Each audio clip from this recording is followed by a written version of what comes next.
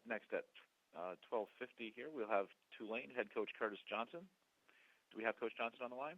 Yes. Okay, great, Coach. Thanks for joining us on the call today. The Green Wave opens Thursday against Duke at Yulman Stadium. That will be a 9:30 p.m. Eastern Time start, also on CBS Sports Network. Coach, if you could just give us a rundown of your preseason and let us know what you expect to see from your team as you open Thursday night against the Blue Devils, please. We had a real good off season this year. Probably the first time we had a true off season. We were finally at one location where our stadium is built now, and we had a chance in the off season to work out there. I thought the kids were magnificent. No one's been in any trouble or anything, and they just got better and better and better. And academically, they're doing outstanding. So we're excited about this season so far. I think Dukes is an ACC team that, as we all know, they're one of the top teams in their division. 2 years ago, they played Florida State for the conference championship. So this will be a tough team for us. They run the ball well. They throw it well. Defensively, they're very, very tough on defense. They're stingy against the run. They bring a lot of pressure. So it'll be a tall task for us, but we're excited about playing. We'll take questions for Coach Johnson. Please star 1 on your telephone to join the queue. The operator will introduce you. Our first question comes from Dan Tortora from Dan Tortora Broadcast Media. Please go ahead. Hi, Coach. How you doing today? I'm doing great. How you doing, Dan? Doing well. Thanks for asking. To kind of go off, obviously you're going to have a lot of talented teams coming up against you, but controlling what you can control, looking at this year's team, what have you seen from some of the leadership in your preseason that you're taking in here? Who are some of those guys specifically that you're going to lean on when you're going up against some of these, teams that are obviously going to challenge you this season? Well, defensively, Darian Monroe is one of the guys that he's a vocal leader, but he plays well on the field all the time.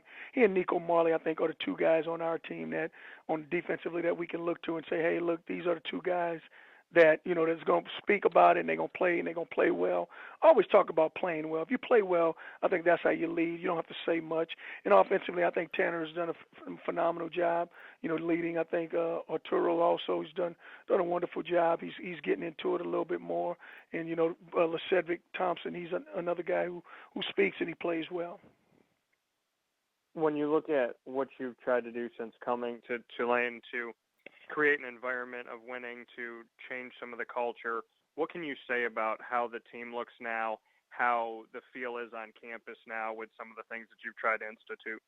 Well, I think it's a lot more excitement. I think everyone's around here has a heightened excitement. The one thing we've done, we've stayed pretty much local, our team, and so the players are very familiar with the locals, and so there's a lot of support there. And these guys some of these younger guys are very excited about playing.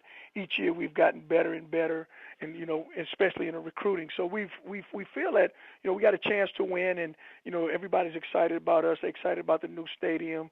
This is the first year that everybody's been on campus, and we've been around all the time, and so they're meeting some more friends, and we're getting more students out to the game. So there's a heightened excitement this season.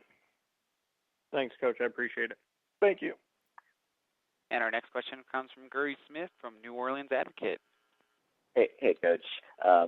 After last night's practice, have you come to a decision yet on your field goal kicker? Yeah, well, we kind of got it. We got a little bit by default. Our Logan got hurt. He pulled the muscle, so it'll be Duraco. So we'll start off with Duraco, and like I'm agreeing with Aaron Price that it's erasable, but it'll be the first game. It'll definitely be Duraco. And how much?